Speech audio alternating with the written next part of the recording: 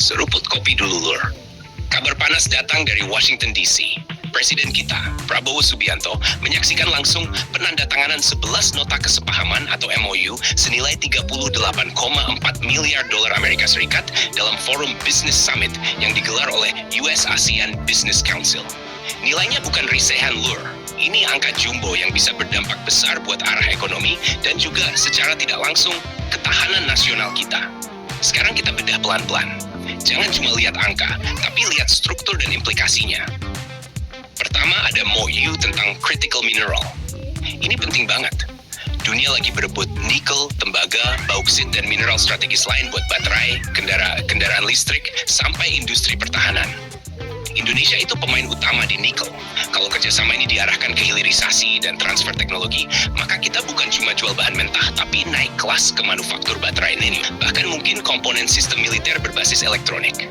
Kedua, kerjasama oil field recovery antara Pertamina dan perusahaan energi Amerika. Ini bukan sekadar soal minyak. Enhanced oil recovery artinya memperpanjang umur ladang migas. Kalau produksi dalam negeri naik, impor bisa ditekan. Dalam konteks geopolitik, kemandirian energi itu bagian dari ketahanan strategis. Ketiga, sektor agrikultur, khususnya jagung. Kerjasama antara perusahaan Indonesia dan raksasa agribisnis global seperti Cargill Inc. ini bisa berdampak ke rantai pasok pangan. Jagung bukan cuma buat konsumsi, tapi juga pakan ternak. Stabilitas harga pangan itu faktor penting dalam stabilitas nasional. Keempat dan kelima, soal kapas atau cotton dengan US National Cotton Council. Sekilas terlihat biasa, tapi industri tekstil Indonesia itu penyerap tenaga kerja besar. Kalau pasokan bahan baku terjamin dan harga kompetitif, industri garmen kita bisa lebih kuat menghadapi tekanan global. Lalu keenam, soal daur ulang pakaian bekas atau shredded worn cloth ekonomi sirkular. Artinya, industri tekstil kita mulai diarahkan lebih ramah lingkungan. Standar ESG atau Environmental Social Governance sekarang jadi syarat masuk pasar Amerika dan Eropa. Jadi ini bukan cuma tren, tapi kebutuhan. Ketujuh dan kesebelas, sektor furnitur dan produk kayu melibatkan asosiasi seperti Asmindo dan Himki dengan mitra Amerika. Industri kayu Indonesia punya reputasi bagus, tapi sering kena isu legalitas dan keberlanjutan. Kalau kerjasama ini bikin akses pasar makin luas, ekspor bisa terdongkrak. Sekarang kita masuk ke bagian paling strategis menurut gue, Lur, semikonduktor. Ada 2 MOU terkait semikonduktor yang melibatkan galang bumi industri dan perusahaan teknologi Amerika. Ini krusial. Dunia lagi perang chip. Amerika, Tiongkok, Taiwan, Korea Selatan, semua berebut dominasi. Kalau Indonesia bisa masuk rantai pasok semikonduktor, meskipun awalnya di tahap perakitan atau back-end proses, itu sudah lompatan besar. Kenapa penting? Karena hampir semua sistem persenjataan modern, dari radar, drone, rudal, sampai jet tempur, bergantung pada chip. Negara yang tidak punya akses chip akan tergantung pada pihak luar. Jadi walaupun ini forum bisnis, dampaknya bisa ke pertahanan jangka panjang. Lalu ada poin tentang Transnational Free Trade Zone Friendship. Ini menarik. Kalau benar-benar mengarah ke kawasan industri dengan fasilitas perdagangan khusus, bisa jadi magnet investasi manufaktur Amerika yang ingin diversifikasi dari Tiongkok. Indonesia bisa jadi alternatif basis produksi. Sekarang kita lihat konteks geopolitiknya. Indonesia lagi berada di posisi unik. Di satu sisi kita kerjasama dengan Amerika. Di sisi lain, kita juga punya hubungan ekonomi kuat dengan Tiongkok.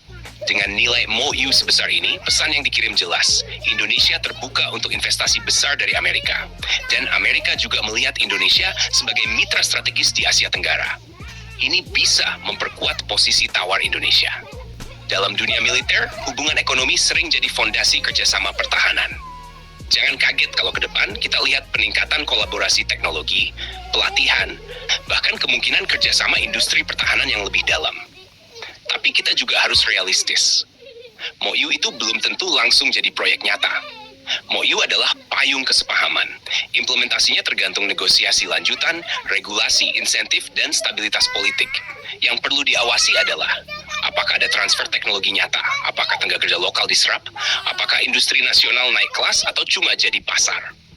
Kalau jawabannya positif, maka 38,4 miliar dolar ini bisa jadi titik balik.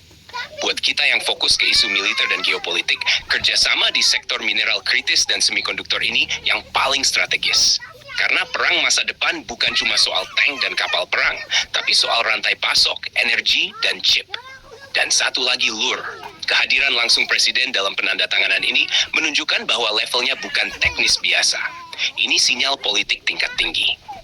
Artinya pemerintah serius menarik investasi dan memperkuat kemitraan dengan Amerika.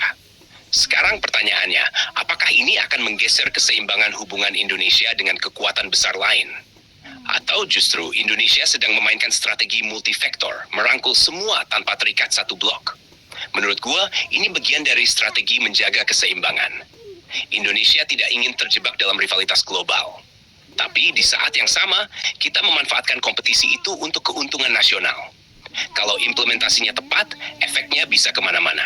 Lapangan kerja, peningkatan ekspor, penguatan industri strategis, bahkan dampak tidak langsung ke modernisasi pertahanan. Nah, Lur, menurut kalian dari 11 MOU ini, mana yang paling strategis buat masa depan Indonesia? Mineral, semikonduktor, atau energi? Tulis pendapat kalian di kolom komentar, dan jangan lupa subscribe, like, dan komen di bawah sambil ngopi.